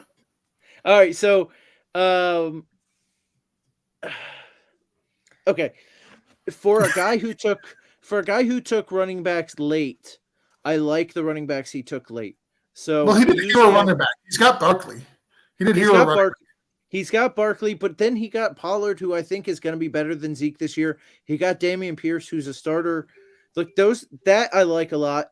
I love his wide receivers, getting Diggs, who to me should be talked about more in that top tier with like Chase, Diggs, or Chase, Cup, and Jefferson. So I think he should be fourth wide receiver off the board. And he should be talked more in that first top tier. But so I love Mike Evans. I love DJ Moore. Juju Smith-Schuster is the number 1 in Kansas City, so you can't go wrong there. I can't see any of the other picks, so I'm going to say from what I can see, I really, really like this draft. The only thing I can say is, like, your second quarterback with being Trevor Lawrence is a little iffy, but I do really He's like also that. got David. Okay. And Cole Kmet, I'm a big fan of. Nico Collins, I like. Kenneth Gainwell, we'll see. He's probably playing. I know George said there's some buzz there, but I also have heard that he's playing behind Boston Scott and Miles Sanders, so we'll see there. But that's, again, like later in the draft. I'm not a fan of Mark Ingram. I just don't think there's a lot of upside there. I probably would have taken Rachaad White rather than Mark Ingram, but I'm going to give this one an A. I love this team, guys. Yeah, I like this team too, but where he drafted Juju, I might have went running back there and probably start doing running backs at that position. I mean, don't get me wrong, I like Juju in Kansas City and everything, but maybe take AJ Dillon there, just to be, because you already had 3 solid receivers, and you never know, Juju might have fell back to you on that back around. But I mean, I do like this too. I in a QB super flex, man, I don't know how to feel about Trevor Lawrence still. I'm out on. I like Davis Mills, matter of fact, better than Trevor Lawrence, to be honest with you. And the fact that he got him later, I like that. I love Cole Kmet. He is my sleeper tight end of this year, if you want to say a sleeper.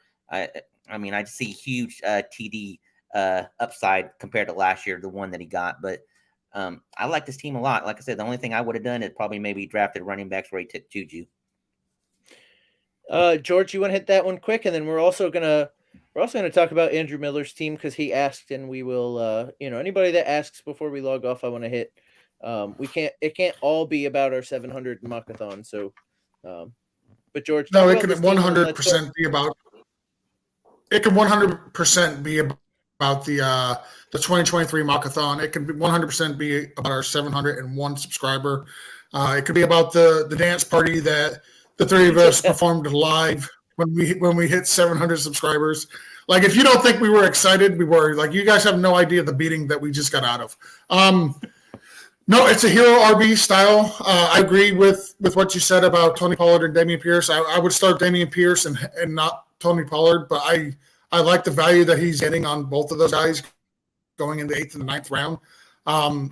For this super flex, got the hero quarterback, Justin Herbert.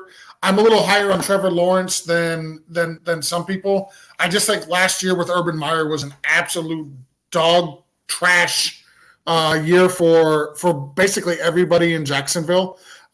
With Doug Peterson coming in, being a former quarterback, being a Super Bowl winning coach, I just think he's going to do wonders for Lance. And they did bring in some help on the offensive side of the ball. They drafted another lineman. They brought in high-paid Christian Kirk. I think they're going to use him a lot. So I like this team. If I was rating this team, I would give it an A-. Yeah, absolutely. Before we jump in over to Team 1, I Hate Pants asks this question. How do you feel about waiting a real long time for a second quarterback in Superflex, or do you prefer to get your quarterbacks early in Superflex? I can tell you that it doesn't feel good when you wait a real long time for a second quarterback in Superflex, because I just did this in my home league. It's tough because when I was in the middle of it, I hated every second of it. My second quarterback ended up being Daniel Jones. And it doesn't feel great. But what I can say is the rest of my starters seem really solid in that league. So, like, at the time when I'm making a pick, I go, okay, well, Justin Fields is not that great of a quarterback here. Would I take Justin Fields or would I take a high-value position player? I guess I'm going to take a position player. And then every time it would come up, the quarterbacks I wanted in that particular round were already gone. So I took the position players until you get to Daniel Jones, and then it feels real, real bad. So for me, I like taking two quarterbacks pretty early on, but I'm honestly pretty okay with my team now that I didn't do that. George, what do you guys think? And then we'll talk about Team 1, and we'll go from there.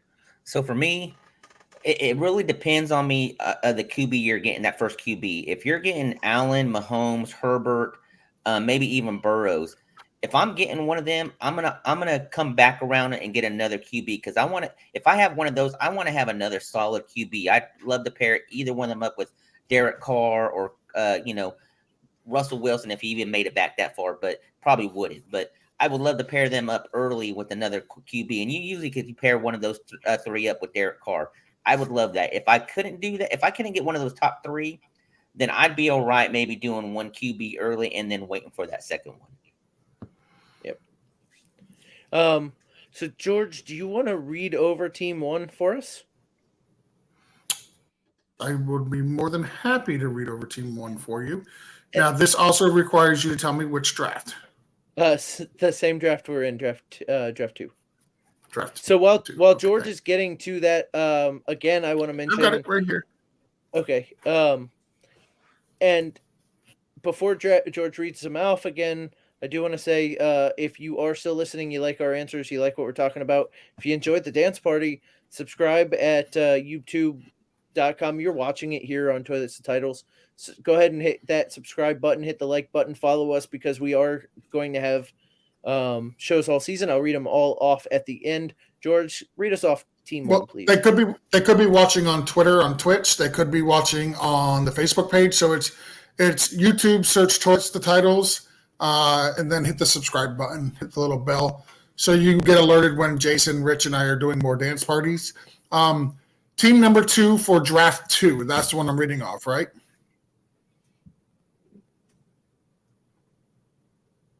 Yes, absolutely. Sorry. Go ahead. Okay, no problem. So I don't like this team. Jonathan Taylor, Devontae Adams, Nick Chubb, T. Higgins, Darren Waller. No, draft 1. Draft 1. My bad. Draft 1. Okay. I asked you draft 2, and you said yes, so that's what I was doing. But that particular team, I could just say right now, I did not like it because the only quarterback that they drafted was Deshaun Watson, and it was a super flex. Yeah, draft 2. So that. Yeah, draft 2, team 1. Draft 2, team 1. All right, let's do it. Josh Allen, Dak Prescott, Aaron Jones, Terry McLaurin, James Conner, Marquise Brown, Brandon Cooks, Mac Jones, Chase Edmonds, Michael Carter, Garrett Wilson, Devontae Parker, David Njoku, and week 1 hero Sammy Watkins. Okay, scroll back to the top for me.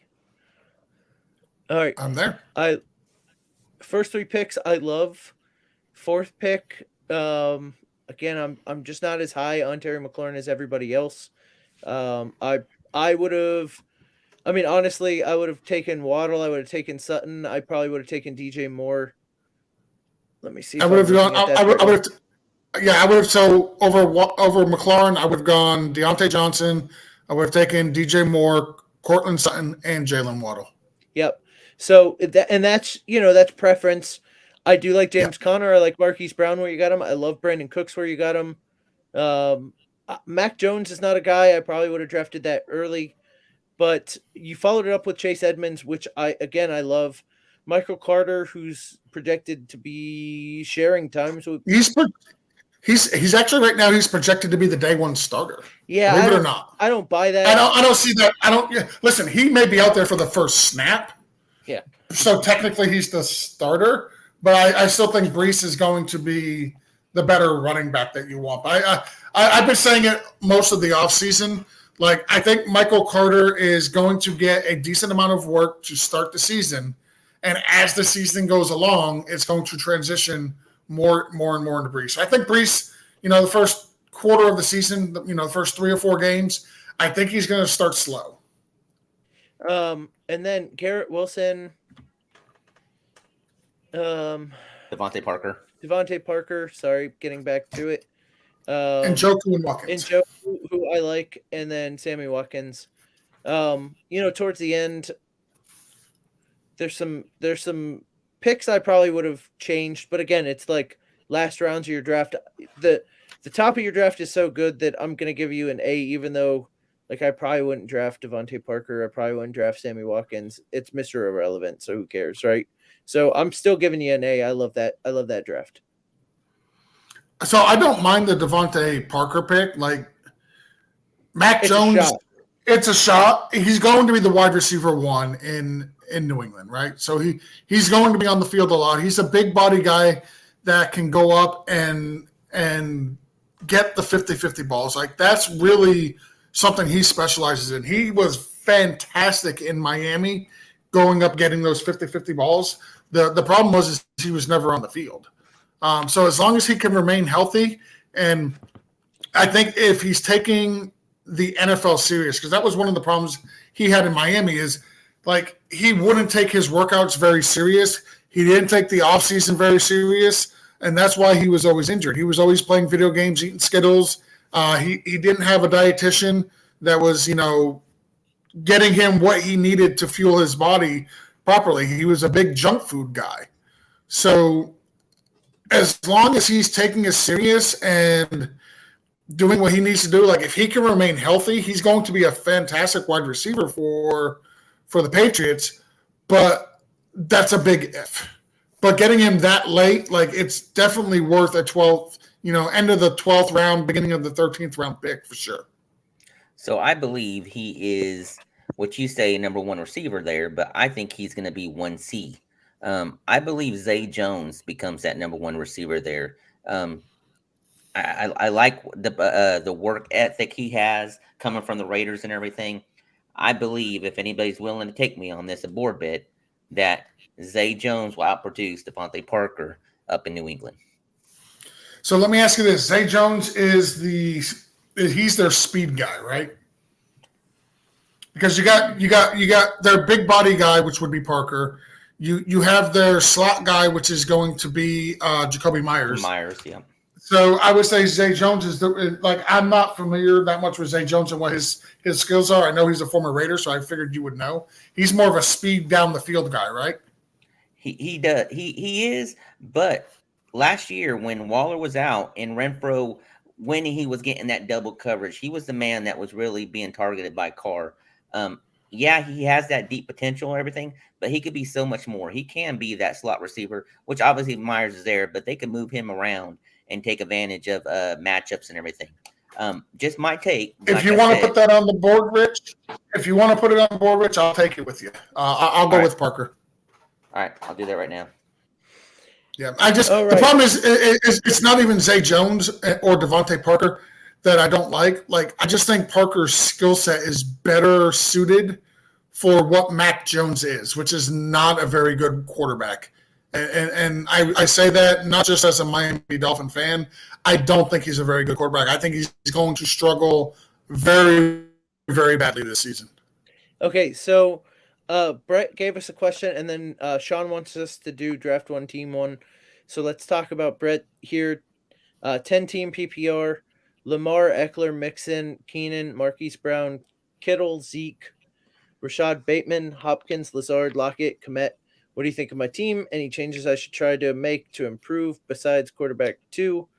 So I'm going to assume it's one quarterback because you only listed one. So it's not a super flex. 10-team. It's solid. I like Rashad Bateman. I like Keenan. I like Marquise. Yeah, it's definitely a solid team top to bottom. If Hopkins comes back and plays well, you're a little short on running backs. So for a 10-team league, I don't like his skill set. For a 10-team, who was your number one pick? Okay, so Eckler, then you came around with Mixon, then probably Keenan. Probably Kittle. Maybe Keenan and maybe Kittle. And then Kittle, and then you took Lamar, and then Zeke, or Zeke and Lamar. Yeah. In a 10-team league, do you really need Lazard? I don't know. You don't. Like I said, it's a great team if it was a 12-team team, but for a 10-team league, I would like to see some maybe. I would try to trade some of your depth, like take Cole, Kmet, Lockett, and Hopkins, and see if you could package the three of them for an upgrade at either wide receiver or running back. Dameon Pierce. Go. That's the sound of my dog getting sad because I'm still in here. Yeah. Hey, bud, it's watch time. Yeah, let's get the last one so we can get out of here. We're getting close to 2 hours now. Draft one. Well, first before we go, do we know what our subscriber count is at? Somebody give us a subscriber count. We're still stuck at 701. Are we? I'm pulling it up right now. That was the last comment I read earlier. Yeah, okay. Joe said we're stuck at 701 forever. But that was a while ago. It was like 10 minutes ago. I know. All right. Oh, we're at 702. Boom. 702. There we go. 702. And I apologize on the Zane Jones. He is in Jacksonville. Okay. All right. So we're going to talk about Sean's Superflex team here. We've got Josh Allen, Travis Kelce, Stephon Diggs, James Conner, DJ Moore, Robinson, A. St. Brown, A. Saint Brown. I don't know. I want to figure out a nickname for Brown besides Sun God. We got to do something different.